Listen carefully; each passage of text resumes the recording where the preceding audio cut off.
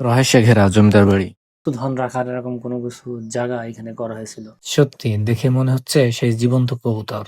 নান্দনিক মন্দিরটি এখনো অক্ষত। অজানা রহস্য আজও লুকিয়ে আছে এই ঘরে। এগুলো তো ভেবেছি সে চলে গেল তারা ভালো।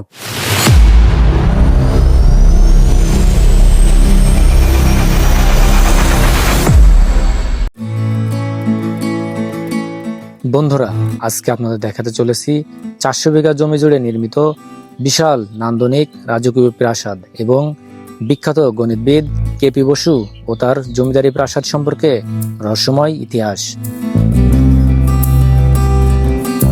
ঝিনাইদহ জেলার হাইওয়ে রোড ধরে বাইক চালিয়ে মনোমুগ্ধকর পরিবেশের শীতল বাতাস ও প্রকৃতির প্রাকৃতিক সৌন্দর্য উপভোগ করতে করতে আমরা যাচ্ছি শৈলকুপা উপজেলার আবাইপুর গ্রামে 400 বিঘা জমি জুড়ে নির্মিত 350 কক্ষ বিশিষ্ট রাজকীয় প্রাসাদের খোঁজে।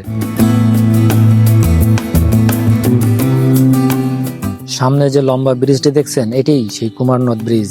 আমরা এখন কুমার নদের উপরে। এই একই নদী হরিশঙ্করপুরে কেপি বসুর বাড়ি সংলগ্নে প্রবাহমান, যেটির নাম দেওয়া হয়েছে নবগঙ্গা নদী।